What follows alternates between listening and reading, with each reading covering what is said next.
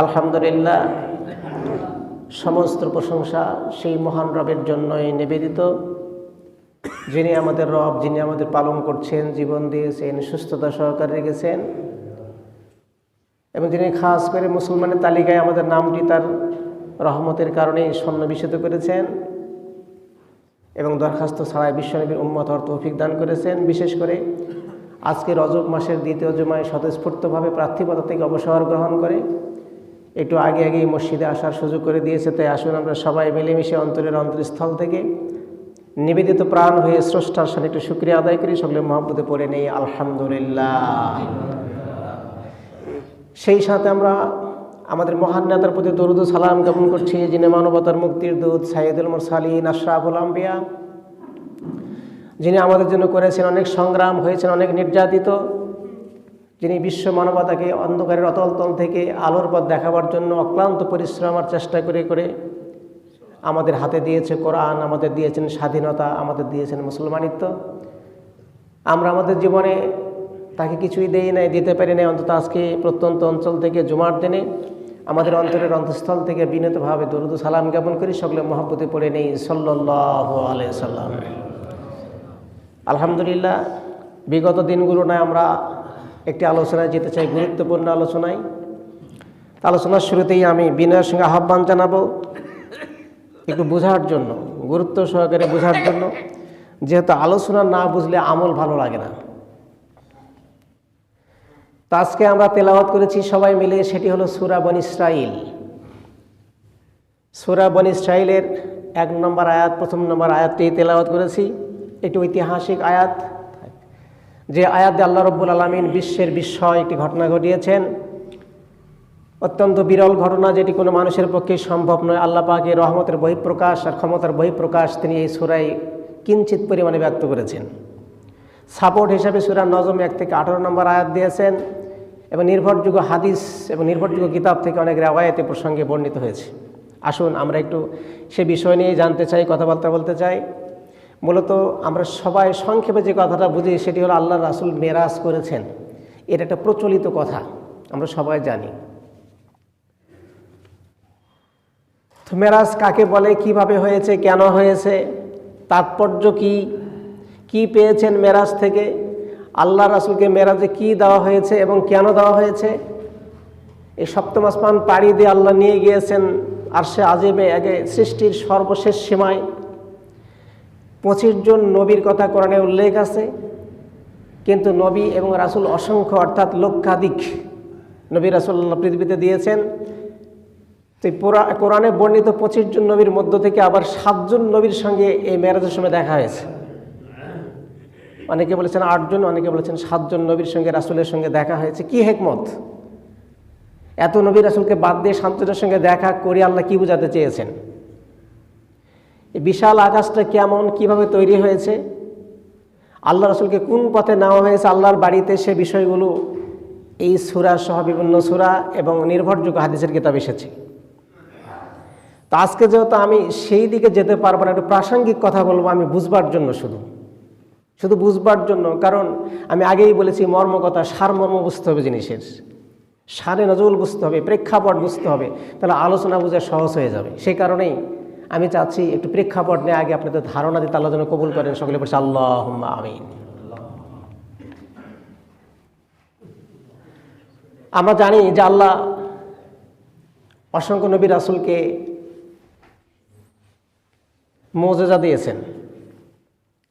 আমি কথাগুলো বিগত কয়েক জমায় বলেছি, আবারও বলছি প্রসঙ্গত। মুজিজা দিয়েছেন এবং যখন যে মুজিজা যে নবীকে দেওয়ার দরকার সেটাই দিয়েছেন। কারণ উম্মতে তো একটা চাওয়া পাওয়া আছে, উম্মতের একটা চাওয়া পাওয়া আছে।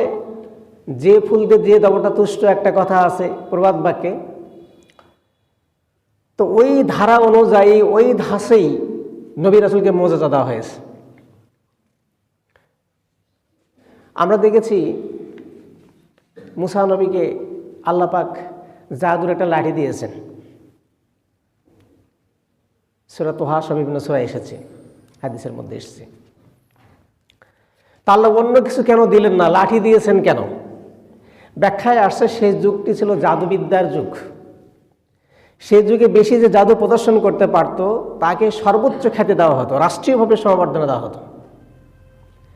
আল্লাহ দেখলেন জনগণ যেহেতু জাদু পছন্দ করে, জাদু দিয়েই তারা শ্রেষ্ঠত্বের মাপকাঠি নির্ধারণ করে, তাহলে আমার নবীকে জাদু শেখাই। জাদু শেখার অর্থ হলো সেই কুফরি জাদুর কথা আমি বলছি না, তেলেস মাটির লাঠি একটা দেই যেটা জাদুর কাজ করবে এবং উম্মতরা এটা দেখে দীক্ষিত হবে, বলেন সুবহানাল্লাহ বিহামদি। এজন্য তাকে একটা কুদরতের লাঠি দেওয়া হয়েছে। লাঠির কাজ সম্পর্কে আমরা জানি, সেটা আমার আলোচনার বিষয় নয়, আমরা জানি সবাই। অর্থাৎ লাঠিটা যদি জমিনে ফেলে দেওয়া হতো সাপ হয়ে যেত, যখন ধরতেন আবার লাঠি হয়ে যেত, বলেন সুবহানাল্লাহ বিহামদি। তো এই জাদু দেখে ফেরাউনের লোকজন ইমান এনেছে। ফেরাউনও ইমান আনতে চাইছিল, কিন্তু ইমান নসিবে না থাকলে তো হবে না। আল্লাহ কোরআনে বলেছেন ইন্নাকা লা তাহদি মান আহাবাবতা। এই যে আবু তালিবকে যখন হেদায়েতের জন্য রাসূল বারবার বলছিলেন, চাপ দিয়েছিলেন, চাচা একটু কালেমা পড়েন, কানে কানে পড়েন, কিয়ামত হবে সেই দিন আমি দাঁড়ায় যাব আল্লাহর দরবারে যে আমার চাচা আমল করতে পারে নাই কিন্তু কালেমা পড়ে আসছে, সুপারিশ করে জান্নাতে নিয়েই তারপরে আমি জান্নাতে যাবো, বলে সুবহানাল্লাহ বিহামদি। এদিকে আবু জাহেল উতবা সাহেবা কানের কাছে বলতেছে, আবু তালেব এত বড় নেতা আপনি, আপনি কি আপনার ভাস্তার কথায় ধর্ম থাকিবেন, মোরতাদ হয়ে যেতে চান? আপনি তো কাপুরুষ। এই যে উত্তেজিত করা হচ্ছে। হেদায়েত না থাকলে ওইটা কানে ঢোকে, আর হেদায়েত থাকলে যাবতীয় ত্যাগ তিতিক্ষাকে ভুলে, উপহাস ঠাট্টাকে ভুলে মানুষ ইসলাম গ্রহণ করে ধন্য হয়ে যায়, বলেন সুবহানাল্লাহ বিহামদি। তাহলে বোঝা গেল হেদায়েত আল্লাহর পক্ষ থেকে আসে। ফেরাউনও হেদায়েত হতে চাইছিল এই দৃশ্যটি, কিন্তু তাকে হতে দেওয়া হয় নাই। আসল মূল কথায় এরপরে ঈসা নবীর যুগ আসলো। সেই যুগে উম্মতরা যা চাইলো সেটা দেওয়া হলো। সেটা কি? সেই যুগটা ছিল চিকিৎসাবিদ্যার যুগ। যে চিকিৎসাবিদ্যায় যত বেশি পারদর্শী, রাষ্ট্রীয় সম্মানে তাকে বেশি ভূষিত করা হতো। আল্লাহ দেখলেন চিকিৎসা যেহেতু উম্মতরা পছন্দ করে, আমার নবীকে ডাক্তার বানায়, বলেন সুবহানাল্লাহ বিহামদি, নাকি?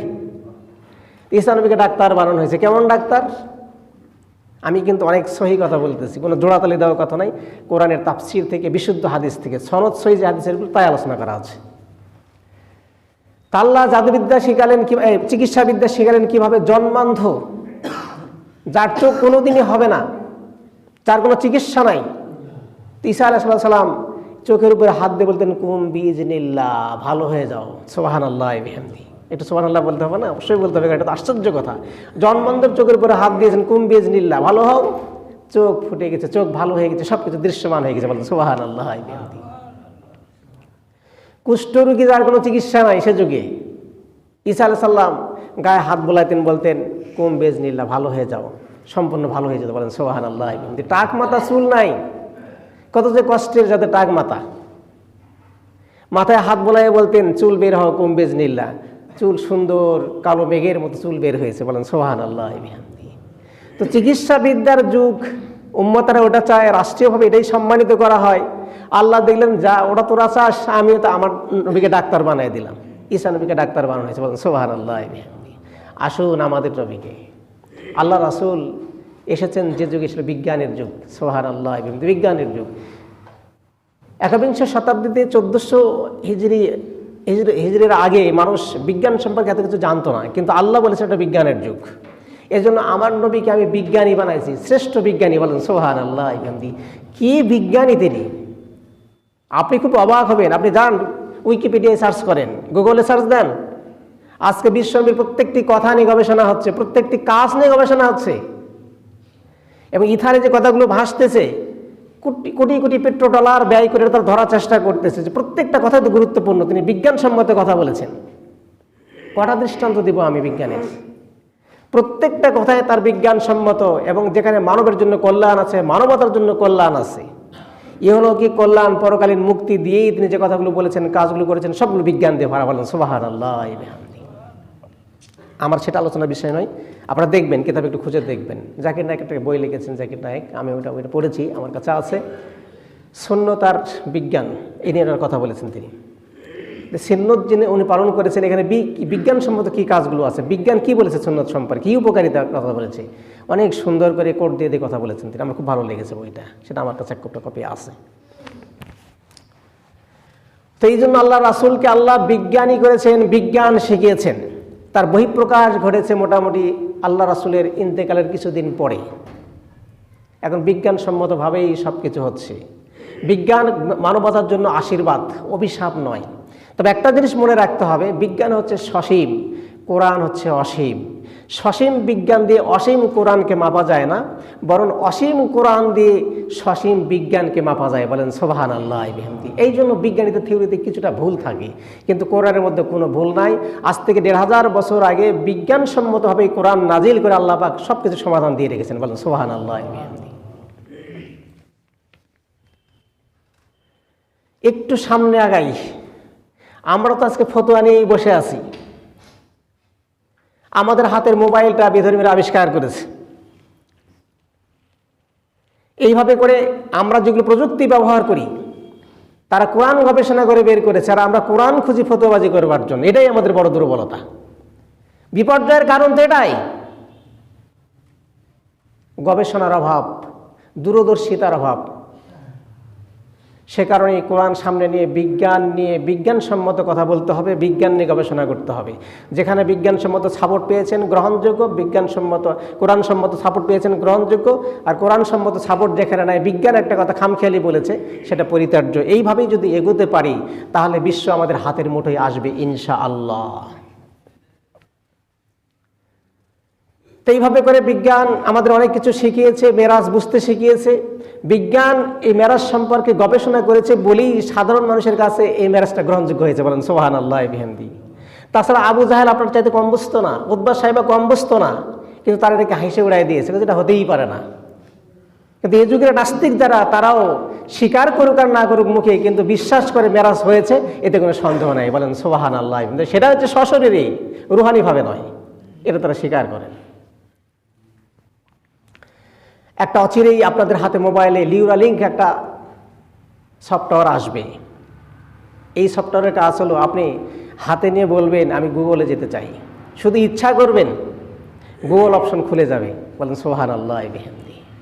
বাজারে যাবেন লেনদেন করতে, আপনার টাকা দিতে হবে না, পয়েন্ট দিয়ে আসবেন, মোবাইলে বেচা কিনা হবে। আপনি ব্যাগ নিয়ে যাবেন, বাজার ভর্তি করে নিয়ে আসবেন। আপনি ব্যাংকে যাবেন, আপনাকে টাকা দেওয়া হবে, হ্যান্ড ক্যাশ দেওয়া হবে না, আপনার কিছু নাম্বার দেওয়া হবে। ডিজিটাল, সব কিছু ডিজিটাল হবে। এটা বিজ্ঞান বের করেছে, করোনার সঙ্গে সংঘর্ষ নয়, হবেই হবে। লন্ডনে একটা ট্রেন তৈরি হচ্ছে, 25,000 কিলোমিটার সে যাবে 18 মিনিটে, উইদাউট ড্রাইভিং, কোনো ড্রাইভার থাকবে না, কন্ট্রোল রুম থেকে কন্ট্রোল করা হবে। এই তথ্য প্রযুক্তি বের হচ্ছে উন্নত থেকে উন্নততর হওয়ার জন্য। সুতরাং বিজ্ঞান আমাদের জীবনে অভিশাপ আনে নাই, কল্যাণ এনেছে, যদি আমরা বিজ্ঞানকে বুঝি সেভাবে। সুতরাং মেরাজকে বুঝতে হলে আপনার বিজ্ঞান বুঝতে হবে। এজন্য আমার ক্ষুদ্র প্রয়াস, যাতে করে সহজেই সব কিছু বুঝে মেরাজকে মেনে নিয়ে আমল করতে পারি, সেজন্যই আজকের আমার ক্ষুদ্র আলোচনার জন্য কবুল করেন সকলে বলছি আল্লাহুম্মা আমিন। তো আল্লাহ রাসূল মেরাজ করেছেন, আমি আয়াতে কারিমা তেলাওয়াত করেছি। আমি এই যে আয়াতটি তেলাওয়াত করেছি, আল্লাহ তৌফিক দিলে প্রত্যেকটি কথা তাহাকিক করব আমি। সুবহান কেন বলেছেন, আসরা কেন বলেছেন, আবদিহি কেন বলেছেন, লাইলান কেন বলেছেন, আল্লাহ প্রত্যেকটি কথা তাহাকিক করবো, আল্লাহ তৌফিক দিলেন তাফসির থেকে। তা আমি আজকে ওখানে যেতে পারবো না, আমি একটু আগেই বলেছি প্রাসঙ্গিক কথা বলবো আমি। আমরা আগে জেনে নেই যে বিশ্বনবীকে মেরাজ কেন করানো হয়েছে, মেরাজ কেন হয়েছে, এর কারণটা কি, শানে নজুল কি, এটা আমি বোঝাতে চাচ্ছি। আসুন আমরা জানি যে আল্লাহ রাসূল 40 বছর বয়সে নবুয়ত পেয়েছেন। 40 পার হয়ে গেছে হুজুরের বয়স, 41, 42, 43, 44, 45, 46, 47 বয়স। এই 47 বছর বয়সে আল্লাহ রাসূল যখন উপনীত হয়েছেন, অত্যাচারের মাত্রা এতটাই বেড়ে গেছে আল্লাহ রাসূলের উপরে দিনের দাওয়াত দেওয়ার কারণে। সামাজিকভাবে আরবের সম্মিলিত শক্তি আল্লাহর রাসূল বনু হাশিমকে বয়কট করল। আপনারা জানেন, ইতিহাসে আসছে। শিয়াবে আবি তালিব জায়গাটার নাম, আবু তালিবের একটা জায়গা ছিল, উপত্যকা ছিল আবি তালিব নামে, এটা তারই সম্পদ। সেই জায়গায় তাদেরকে নির্বাসন দেওয়া হয়। নির্বাসন চলেছে 3 বছর, নির্বাসনের জীবন চলেছে 3 বছর। প্রত্যেকটা কথা বুঝবেন, আল্লাহ রাসূলের জীবনী, তার জীবনের করুণ ইতিহাস। মেরাজ কেন হয়েছে আমি সেখান থেকে একটু বোঝাবার চেষ্টা করতেছি। কিতাবের মধ্যে আসছে 3 বছর তাদের প্রতি যে অমানবিক নির্যাতন করা হয়েছে, বিশ্বের ইতিহাসে এটা বিরল, কোথাও নেই এই নির্যাতন। মানুষকে খুন করে জেল জরিমানা হয়, কিন্তু তার শাস্তির একটা লিমিট আছে। তাকে খেতে দেওয়া হয়, বাইরের আলো বাতাস দেওয়া হয়, স্বজনদের সঙ্গে কথা বলতে দেওয়া হয়, কেউ কিছু দিলে সেটাকে রিসিভ করা হয়। কিন্তু বিশ্বনবীর এই গিরি বয়কটে শিহাব আবু তালিকে তাদেরকে এভাবে জেল খাটানো হয়েছে, এইভাবে বয়কট করা হয়েছে, তাদেরকে খেতে দেওয়া হয় নাই, কোনো পানীয় দেওয়া হয় নাই, বরং স্বজনদের সঙ্গে কথা বলতে দেওয়া হয় নাই তো হয় নাই, স্বজনরা বাইরে থেকে একটু আগ্রহ ভরে ব্যথায় ব্যথিত হয়ে একটু খাদ্য হাতে তুলে দিবে, চতুর্দিকে পহারা বসায়, সেখান থেকে তাদেরকে বঞ্চিত করা হয়েছে, বলে নাউজুবিল্লাহি মিন জালিক। ফলশ্রুতিতে মাদের স্তন শুকিয়ে গেছিল, দুধ নেই, বাচ্চারা হাহাকার করেছে, পানি শেষ হয়ে গেছে, খাদ্য শেষ হয়ে গেছে, আল্লাহ রাসূল বিপর্যস্ত হয়ে গেছেন, হয়রান পেরেশান হয়ে গেছেন। আবু তালেব এত বড় মনের মানুষ, যার অনেক সম্পদ, যিনি বিশ্বমরল, বিশ্বের নেতা, যিনি, যার কথায় সবাই ওঠে আর বসে, তিনি অত্যন্ত কিংকর্তব্য বিমূঢ় হয়ে গেছেন। কি করবেন তিনি সিদ্ধান্ত দিতে পারতেছেন, এবং এই দুশ্চিন্তা করতে করতে আবু তালেব শেষ হয়ে গেছেন। নাউজুবিল্লাহি মিন জালিক। 3 বছর এভাবে কেটেছে। 49 সাল শেষের দিকে, যেভাবেই হোক, আমি সেই ইতিহাস শোনাচ্ছি না, যেহেতু আমার ওগুলো আলোচনার বিষয় নয়, আমি কেন হিজরত হয়েছে তার কিছু দৃষ্টান্ত দেওয়ার চেষ্টা করছি, কারণ এটা না বুঝলে হিজরত বুঝবেন না, আপনি মেরাজ বুঝবেন না। 49 বছর বয়সের শেষের দিকে আল্লাহ রাসূলের সেখান থেকে তারা মুক্ত হলেন, তাদের মুক্ত করা হলো, এর একটা ইতিহাস আছে। তো মুক্ত হওয়ার পরে আবু তালিব এতটাই অসুস্থ হয়ে গেছেন যে তিনি চলাফেরা ভালো করে করতে পারেন না, কিছুটা বয়সের ভারে, কিছুটা দুশ্চিন্তায়, কিছুটা ক্ষুধার কারণে চলতে পারেন না। এবং ইতিহাসের মধ্যে আসছে, বিভিন্ন তাফসিরে আসছে যে উনি এর 6 মাস পরে, আবু তালেবের বয়স যখন 80 বছর, 6 মাস পরে উনি আল্লাহর ডাকে সাড়া দিয়ে বিদায় নিয়ে চলে গেছেন। ইন্না লিল্লাহি ওয়া ইন্না ইলাইহি রাজিউন। যাওয়ার পরে কাফেরদের বড় একটা সুযোগ, আবু তালেব চলে গেছে, এবার তো জায়গা মতো চলে আসছে আমরা, এবার আবদুল্লাহর ছেলে মুহাম্মদকে শায়েস্তা করার একটা সুযোগ আমাদের তৈরি হয়ে গেছে। নাউজুবিল্লাহি মিন জালিক। তারা নতুন করে পদক্ষেপ গ্রহণ করেছে। এই আবু তালেবের ইন্তেকালের মাত্র 3 দিন পরে, কোনো কোনো ঐতিহাসিক বলেছেন 35 দিন পরে, সর্বশেষ একদল ঐতিহাসিক বলেছেন 60 দিন পরে। তো 3 দিনটাকে বেশি সাপোর্ট দেওয়া হয়েছে। এই আবু তালেবের 3 দিন পরে, ইন্তেকালের 3 দিন পরে হযরত খাদিজাতুল কুবরা, আমাদের আম্মা জান, ইন্তেকাল করে দুনিয়া থেকে বিদায় নিয়েছেন। ইন্না লিল্লাহি ওয়া ইন্না ইলাইহি রাজিউন। 3 দিন পরে, যে খাদিজা সম্পর্কে আপনারা জানেন, লম্বা ইতিহাস যে খাদিজার আছে, যে খাদিজা লক্ষ লক্ষ টাকার মালিক, আরবের সেই সময়, আরবের যুগে 2, 4, 5টি যেগুলো বড় ব্যবসায়ী, টাকাওয়ালা মানুষ, তাদের প্রথমের তালিকায় ছিলেন হযরত খাদিজাতুল কুবরা রাদিয়াল্লাহু আনহা। বলেন সুবহানাল্লাহ। এই সমুদয় সম্পদ বিশ্বনবীর পায়ে লুটিয়ে দিয়েছেন ইসলামের জন্য, ইসলামের খেদমতের জন্য। এখানে শেষ নয়। খাদিজা, বিশ্বনবী যখন দিনের কাজে বাহিরে গেছে, খাদিজা তখন দাঁড়ায় দাঁড়ায় দরজায় হেলান দিয়ে দিয়ে দাঁড়ায় পহারা দিয়েছে। আল্লাহ রাসূল এসেছেন, নক করেছেন, সাথে সাথে দরজা খুলে গেছে। বলেন সুবহানাল্লাহ বিহামদি। বিশ্বনবী ডাক দিয়ে বলেছেন, খাদিজা, যখন এলাম, যেভাবে এলাম, গভীর রাতে কাজ করেছি ইসলামের জন্য, দরজায় নক করেছি, সাথে সাথে দরজা খুলে গেছে রোবটের মতো। তুমি কি ঘুমাও না? তোমার চোখে কি ঘুম নাই? খাদিজা ডাক দিয়ে বলেছেন, নবীজি গো, চতুর্দিকে আপনার স্বজন, আপনার শত্রু, আপনি বাইরে আসেন, খাদিজা কেমন করে ঘুমাবে যতক্ষণ পর্যন্ত আপনি ঘরের মধ্যে না আসবেন? এই জন্য ঘুম যখন বেশি চলে আসে চোখের মধ্যে, তখন ঘুমটাকে দূর করবার জন্য দরজায় দাঁড়িয়ে দাঁড়িয়ে একটু জিরিয়ে নেই। বলেন সুবহানাল্লাহ। এই সেই খাদিজা 3 দিন পরে ইন্তেকাল করেছেন। তছনছ হয়ে গেছে আল্লাহ রাসূলের জীবন। এজন্য এই 50 সালকে আমুল হুজুন বলা হয়েছে ইতিহাসে, অর্থাৎ দুঃখের বছর। আল্লাহর রাসূলের দুঃখের বছর ছিল এই 50 বছর বয়সটা আর কি আল্লাহ রাসূলের। আর বিশ্বনবীর উপরে শারীরিক নির্যাতন শুরু হলো। টার্গেট হলো বিশ্বনবীকে মারা। সবাই সম্মিলিতভাবে আক্রমণ করবে পরিকল্পনা হয়। আল্লাহ রাসূল ভাবলেন তায়েফে যায়, তায়েফে একটু সহযোগিতা কামনা করি। বিশ্বনবী কষ্ট করে করে 100 কিলোমিটার দূরে তায়েফে গেলেন। তায়েফ বড় উত্তপ্ত জায়গা ছিল সেই সময়, মরুভূমির পথ। কষ্ট করে করে তায়েফে গেছেন, দাওয়াত দিয়েছেন, আপনারা সবাই জানেন দাওয়াত কবুল হয় নাই, বরং প্রত্যাখ্যাত হয়েছেন তিনি। প্রত্যাখ্যাত হয়েই শেষ হয় নাই, বখাটে ছেলে দিয়ে তাকে লাঞ্ছিত করা হয়েছে। বলেন নাউজুবিল্লাহ। তায়েফের মাটিতে বিশ্বনবী 4 বার জ্ঞান হারাইছে, 4 বার জ্ঞান হারিয়ে গেছেন। শেষবারে উঠে একটা আঙ্গুর ফলের বাগানে একটু আশ্রয় নিয়েছেন, আশ্রয় দেওয়া হয়েছে, আঙ্গুরের রস চিপে চিপে একটু মুখে দিয়ে হুজুরের জ্ঞান ফেরানো হয়েছে। যায়েদ বিন হারিসা বর্ণনা করছেন যে আমি হুজুরের জুতার দিকে লক্ষ্য করে দেখছিলাম যে এই তাদের চামড়ার জুতাগুলো, চামড়ার জুতা তারা ব্যবহার করেন, চামড়ার মোজাও ব্যবহার করেন।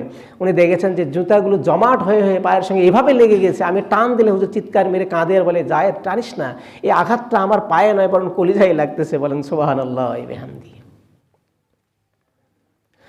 আর ভাইরা ফিরে আসলেন মক্কায় হতবিহ্বল হয়ে, নিরাশ হয়ে মক্কা এলেন। কি করবেন খুঁজে পান না। আল্লাহ দৃশ্য দেখতেছেন আরশে আজিম থেকে, এই জন্যই মেরাজ হয়েছে। মেরাজের অনেক কারণ আমি খুঁজলাম, 6টি কারণ আমার কাছে উল্লেখযোগ্য মনে হয়েছে, 6টি কারণ আমি নিয়ে আসছি। মেরাজ হওয়ার পিছনে যেগুলো কারণ আছে, এই 6টি কারণে মোটামুটি আল্লাহ তার রাসূলকে ধরাধাম থেকে আরশে আজিম পর্যন্ত নিয়ে সান্ত্বনা দিয়েছেন। বলেন সুবহানাল্লাহ। আবু তালেব চলে গেছে, ব্যথা বেদনা, ক্ষতবিক্ষত হৃদয়, রক্তক্ষরণ হচ্ছে। খাদিজা চলে গেছে, আরো বেশি রক্তক্ষরণ হচ্ছে। তায়েফে গেছেন ক্ষতবিক্ষত হয়ে, তিনি কি সিদ্ধান্ত নেবেন, কি করবেন, কিভাবে দিনকে এগিয়ে নেবেন, তিনি সিদ্ধান্ত নিতে পারছেন না। এই মুহূর্তে, এই পরিস্থিতিতে আল্লাহ পাক মেরাজ হওয়া দরকার, বিশ্বনবীকে সান্ত্বনা দেওয়ার দরকার বলেই আল্লাহ জিবরাইলকে দিয়ে, বুরাক দিয়ে আল্লাহ রাসূলকে নেওয়ার ব্যবস্থা করেছেন। বলেন সুবহানাল্লাহ ওয়া বিহামদিহি। আর মেরাজের কারণগুলোর মধ্যে অন্যতম কারণ হলো আল্লাহ চেয়েছেন বন্ধুরে কাছে ডাকবেন, সান্ত্বনা দেবেন, পরিকল্পনা হবে কিভাবে দিনের খেদমত হবে। মূল কথা হলো আল্লাহ নিজে তার বন্ধুকে সান্ত্বনা দিবেন বলেই এই মেরাজের ব্যবস্থা করেছেন। আল্লাহ রাসূলকে নেওয়া হয়েছে 1 নম্বর কারণ। 2 নম্বর কারণ হলো বিশ্বনবী সবার শ্রেষ্ঠ, সকল নবীদের ইমাম আর শ্রেষ্ঠ, এটা প্রমাণ করা প্রয়োজন। এই জন্য আল্লাহ তাআলা মেরাজ ঘটিয়ে এই প্রমাণ পৃথিবীতে দিয়েছেন। বলেন সুবহানাল্লাহ। তাহলে 1 নম্বর হলো সান্ত্বনা দেওয়া, 2 নম্বর হলো শ্রেষ্ঠত্ব প্রমাণ করা, প্রমাণ করবার জন্য এই মেরাজ হয়েছে। 3 নম্বরে এসেছে বাবা আল্লাহ সকল ক্ষমতার উৎসব।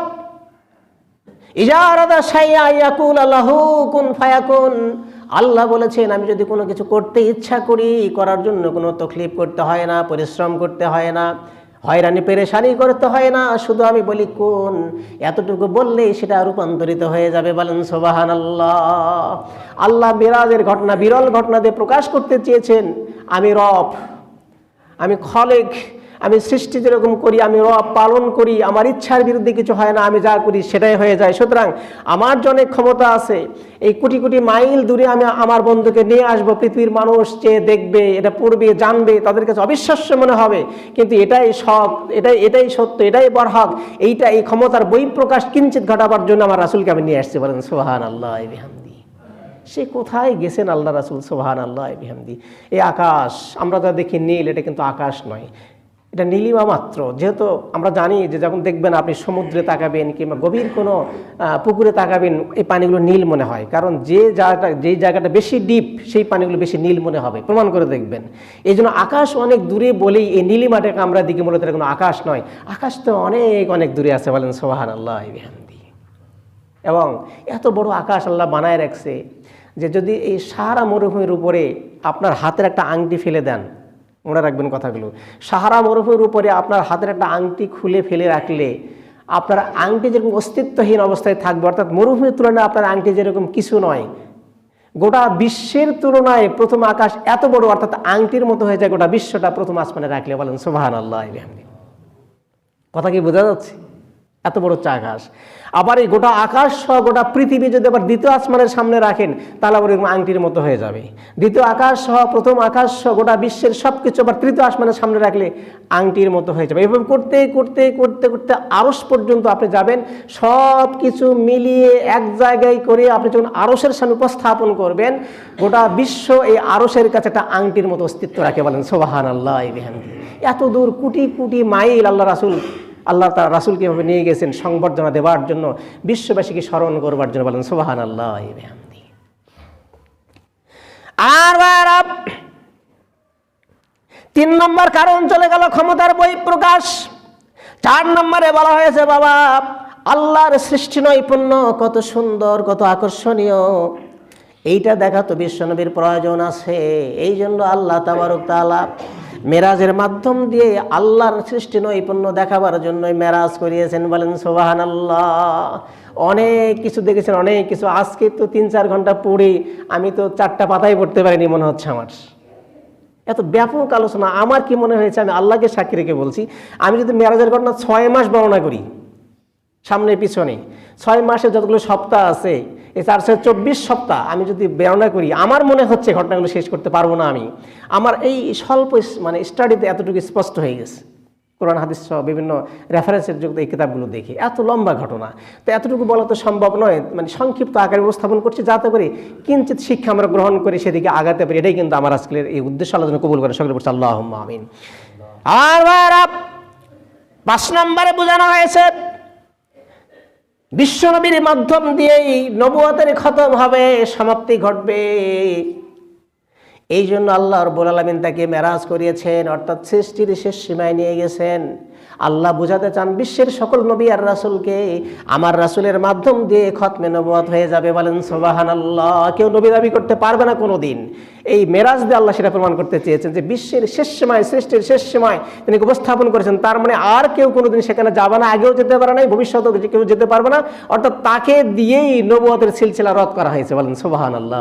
এটা প্রমাণ করতে চেয়েছেন মেরাজের মাধ্যম দিয়ে।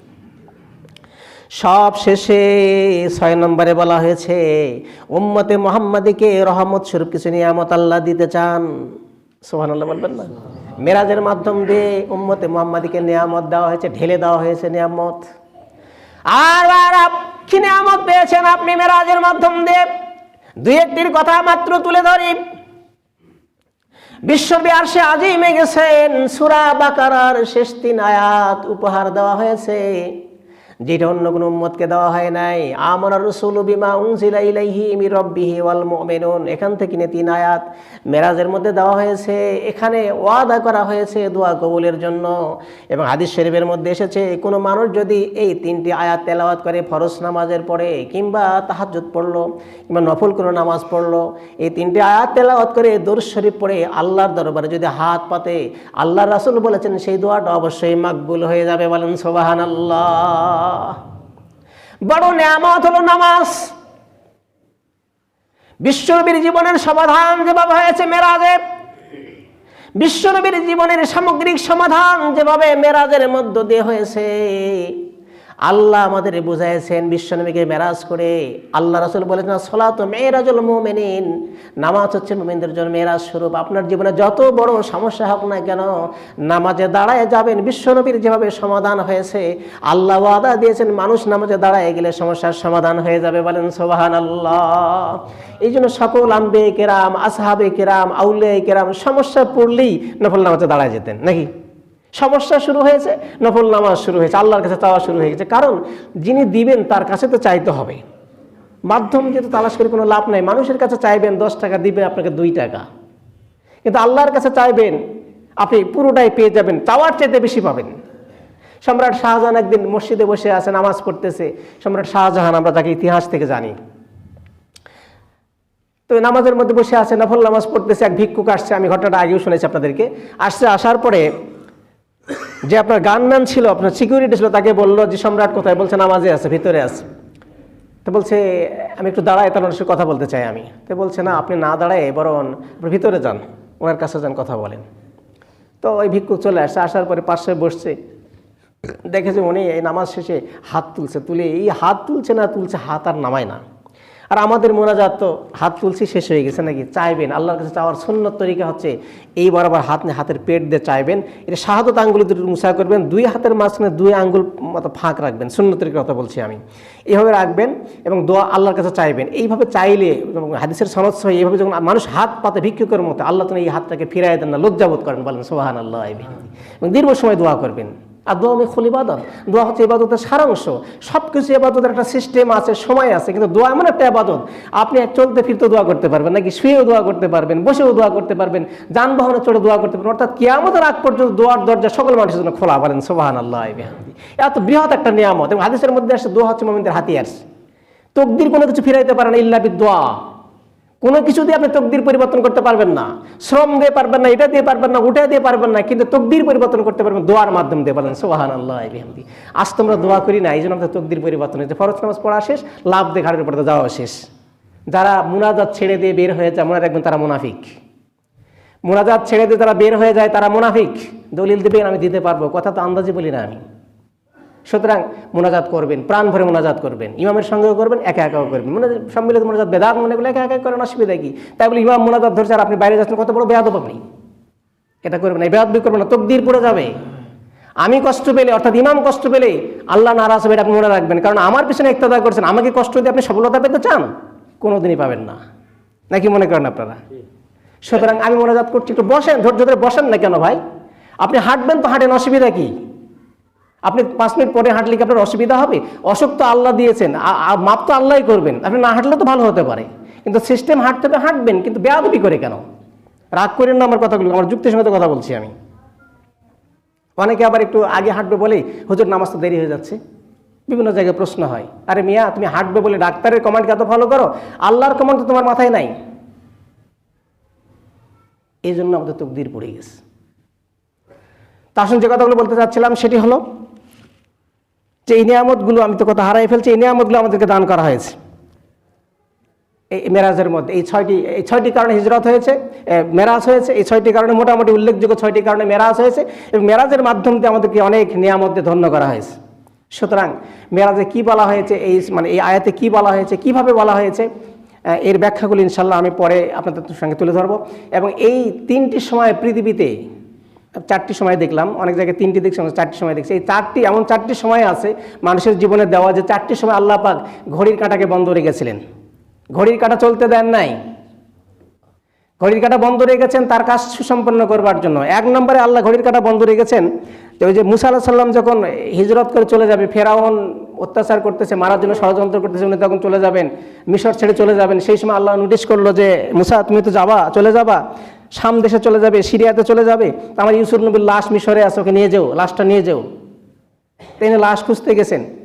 এটা দররে মনসুরের মধ্যে আসছে, সূরা ইউসুফের 111 নম্বর আয়াতের ব্যাখ্যায় জালালউদ্দিন সুয়ুতী রাহমাতুল্লাহ এটা লিখছেন, এবং খাজাজ কুবরার মধ্যেও আসছে এই কথাটা। তো ওই লাশ খুঁজতে যায় উনি দেরি করছিলেন, সূর্য উদয় হবে হবে ভাব, তো দোয়া করছে আল্লাহ সূর্য তো উদয় হচ্ছে, ফেরানোর লোকজন তো আমাকে ধরে ফেলবে। আল্লাহ বলছে ব্যবস্থা আমি করে দিচ্ছি। তারপরে তিনি সূর্যকে বলেছে সূর্য থেমে যাও, রাত থাক, আমার বন্ধু কাজ করতেছে, কাজ করে যখন ফ্রি হয়ে যাবে, যখন এখান থেকে চলে যাবে, তারপরে তোমাকে উদিত হতে হবে, বলেন সুবহানাল্লাহ। ঘড়ির কাঁটা বন্ধ রেখেছেন। তারপরে খন্দকের যুদ্ধ হচ্ছে, খাজাজ কুবরার মধ্যে আসছে এটা। খন্দকের যুদ্ধের সময় আসরের নামাজ চলে যাচ্ছে, আল্লাহ খুব কষ্ট বলেন, আল্লাহ নামাজ তো গাবি হয়ে যাচ্ছে, শত্রু আমাকে আক্রমণ করেছে। আল্লাহ বলছেন সূর্য থামো, ডুবে যাও না, আমার বন্ধু আসরের নামাজ পড়তে চায়, স্থির হয়ে থাকো, যুদ্ধে জয়লাভ হবে, যুদ্ধ শেষ হবে, তা আমার বন্ধু নামাজ পড়বে, তারপরে তুমি অস্ত যাবে, বলেন সুবহানাল্লাহ বিহামদি। 2 নম্বর ঘড়ির কাঁটা বন্ধ। 3 নম্বর এই মেরাজের সময় সুবহানাল্লাহ বিহামদি। এই কথাটা খুব ইন্টারেস্টিং, বিজ্ঞান এটাকে প্রমাণ করেছে বিভিন্নভাবে। 27 বছর বন্ধ আছে সব কিছু, 27 বছর, 1 বছর 2 বছর নয়। এই মেরাজের সময় হুজুর যাচ্ছেন, 27 বছর সময় লাগছে কথাবার্তা বলতে, দেখতে। এই 27 বছর ধরেই আল্লাহ রাব্বুল আলামিন ঘড়িকে বলেছেন চলতে পারবে না, সময় বন্ধ, স্টপ। আমার বন্ধু বিদায় নিয়ে মক্কায় যাবে, তারপরে ফজর হবে, তার আগে নয়, বলেন সুবহানাল্লাহ বিহামদি। সেই কথাগুলো বিজ্ঞানসম্মত আপনার সাথে উপস্থাপন করার আমি চেষ্টা করব, সবাইকে শোনার জন্য, জানার জন্য আমলের লক্ষ্যে আমি দাওয়াত দিচ্ছি। আগামী সপ্তাহ থেকে এই কথাগুলো তাফসীর করা হবে ইনশাআল্লাহ। এই বলে আমার বক্তব্য শেষ করলাম। যাদের সুন্নাত হয় না, সুন্নাত খুতবা হবে ইনশাআল্লাহ।